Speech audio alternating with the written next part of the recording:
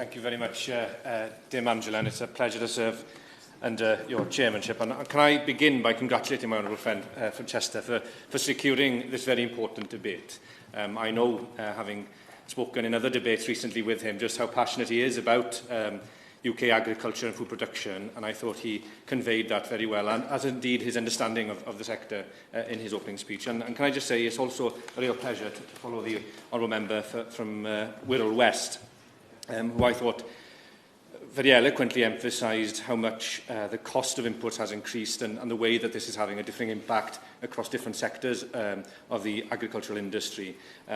Not only presenting a real challenge to farmers, but also, and I think it's very pertinent for this debate, it's also posing a challenge further on down the line on food inflation and ultimately household budgets. So I very much am grateful to be able to follow her remarks.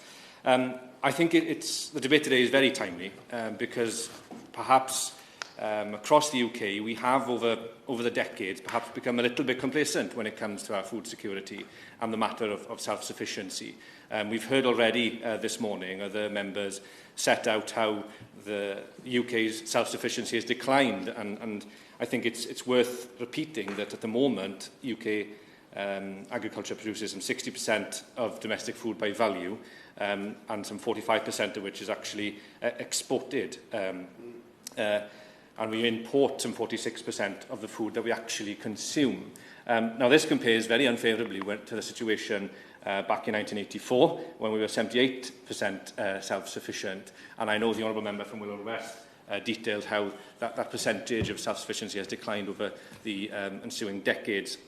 Now, of course, I am willing to acknowledge that part of this reduction is a result of our changing kind of dietary preferences and habits. And I know I think for the debate it's important to reflect that, which does mean that we now perhaps enjoy a lot of foods and produce that are not produced in the UK or can't be easily produced in the UK, and indeed want to consume them out of season. That is something that I'd like to return to perhaps at the end, if I may, Dame Angela, but it is a particular bugbear of mine. But it is worth pointing out, of course, that the self-sufficiency percentage is a general percentage. It doesn't really tell us the story for different types of food produce. And I think it would be remiss of me as a Member of Parliament from Wales not to point out that we produce more lamb as the UK than we consume. Indeed, also we produce more milk than we consume, for that matter. Although we still are well below being self-sufficient in fruit and veg sectors and the poultry sector, as has been mentioned, I think it's important to reflect that, yes, our self-sufficiency has increased somewhat in recent years, even in those sectors. But Russia's invasion of Ukraine has a massive impact on UK food production, as well as global food production. And of course we are interlinked, and the pressures on the global level will also be felt at the farm gate in Ceredigion, as well as other parts of the UK. And I think it's particularly challenging coming after 2 years of COVID-19 and the disruption that the pandemic has caused, not just food producers, but also to the associated supply chains, after what perhaps was a pretty turbulent period before COVID-19 in terms of farm gate prices for a whole range of sectors. So we're coming today to this debate at a time when the immediate pressures are unprecedented, after, in the very near past, having suffered another unprecedented shock to the global food system on the back of quite difficult and lean years beforehand. So the industry and UK food production, I would argue, is in a bit of a really challenging and precarious situation. And I think I was very taken by the definition of food security as detailed in the government's food security report, because I think it reflects the fact that it is a very complex concept.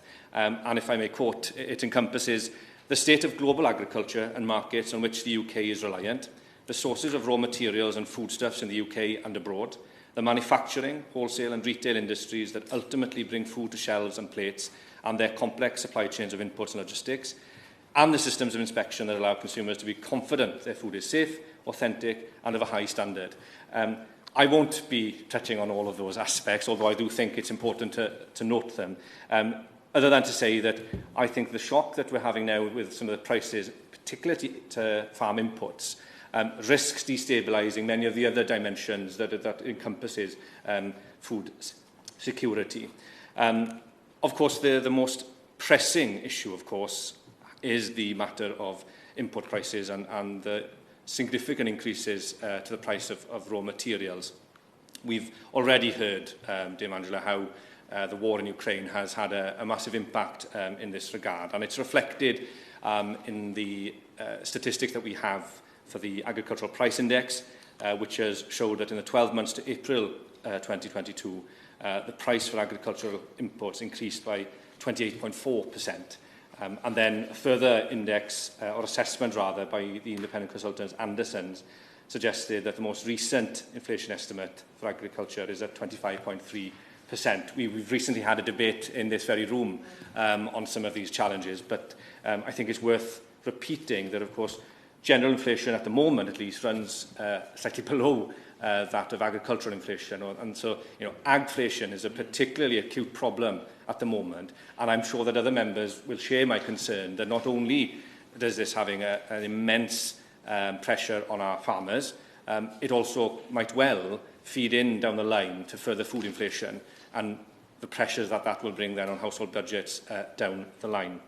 But I suppose what I'd like to focus in my remaining time is the way in which that this price hike, or these price hikes, to be more specific, in the immediate term, pose a very serious challenge to our production in the longer term.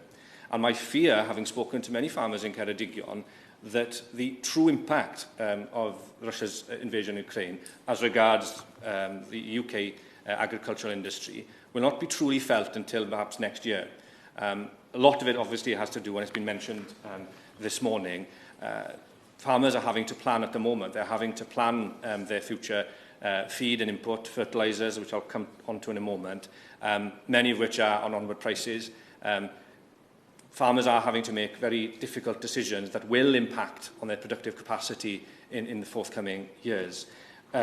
Fuel and energy, let's just look at that. The Honourable Member for Chester mentioned the price of red diesel and how much that is having an impact on farmers. Indeed, if you just compare the average price per litre from January this year to the most recent average statistics, I think end of June, the price per litre has increased by some 25 pence.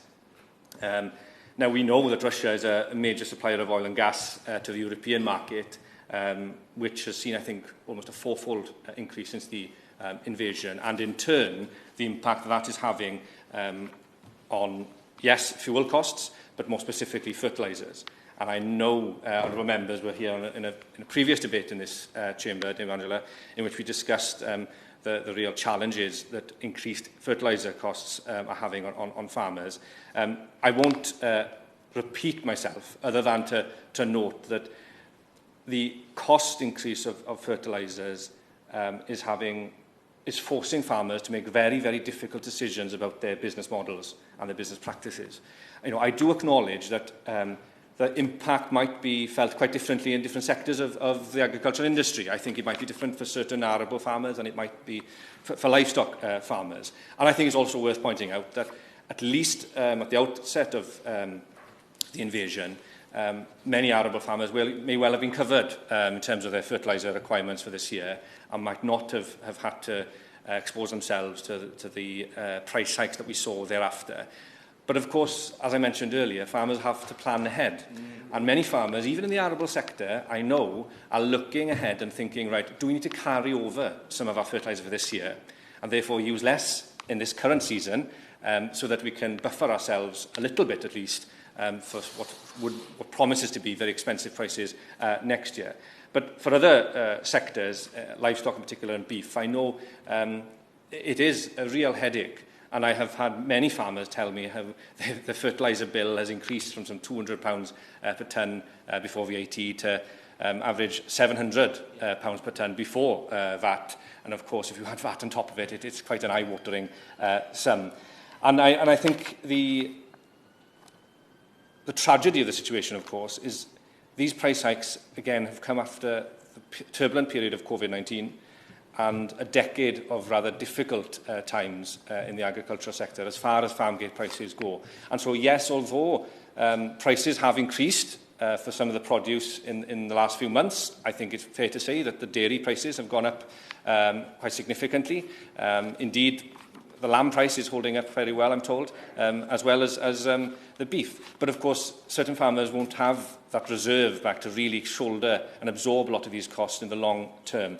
And because of that, I'm very worried that farmers and growers are having to adapt to these higher costs to anticipate the impact of a prolonged period of turbulence, which I think they have to assume will be the case, by taking very difficult decisions regarding their farming practice and modules, which in turn will have a very alarming impact on UK food production. If I may, in conclusion, Dame Angela, just kind of reference the results of a survey that NFU Cymru has announced recently. They conducted a survey of over 700 farmers in Wales and found that 71% intend to reduce production over the next year. If you break that down into different sectors, 54% of beef farmers told the NFU that they'll reduce stock numbers in the next 12 months to an estimated equivalent of 10% cut to the beef herd. 46% of sheep farmers also said that they would be reducing their stock in the next 12 months. 39% of arable farmers said that crop production levels would reduce over the next year as well. This is already happening, of course. Those decisions will probably have been made now in order to be implemented by next year. And that's a significant drop in our productive capacity at a time when we already know we're not self-sufficient at the levels that we would like to be. Now, the long-term impact then, as well as not having as much of a productive capacity to be able to become more self-sufficient for our dietary needs, is the fact that we will then find ourselves even more vulnerable to the global agricultural market and any external shocks that will happen there. And if we consider the war in Ukraine, the way in which we know that tons and tons of grain, sunflower oil, you name it, are being blockaded at the moment in the Black Sea ports, the impact that is already having in the Horn of Africa. I think Ukraine, it is said, feeds approximately 400 million people in the world. That pressure is not going to go away. Indeed, there's a very strong argument to say that the real impact will be felt next year when the harvest hasn't been harvested and the grain can't get out. This is a very serious issue that will weigh heavily on prices for our own farmers in terms of imports, but also if we are to become more exposed and dependent on the global market for many of our staples, then it will also mean higher prices for the consumer. Ultimately, what I think this debate has brought to the fore is the real need for us to think again about how we increase our self-sufficiency in the UK for the food that we consume, and also thereby our food security. And there are a few things that have been mentioned already. The establishment of a fertiliser price index to have greater transparency, to allow farmers to plan with greater confidence and to avoid having to make very difficult decisions regarding the use of fertiliser. I'd also like to mention and repeat perhaps a plea for us to look again at the fertiliser plants, for example, and whether there is a need here for the government to intervene in some way to acknowledge it as a strategically important piece of infrastructure. And finally, a debate for another day, but one I think we very much need to have in the very near future, is the way we need to shift our food production to a more local base and a seasonal one. And now, Dame Angela, I know that it won't always be popular, but perhaps it has come to the point now where we need to live up to the reality. Is it sensible that on Christmas Eve you can go into your local supermarket and buy fresh strawberries? I think it has come to the point now where we can no longer afford that illusion of sustainability, and perhaps the future is more local and more seasonal. Yeah.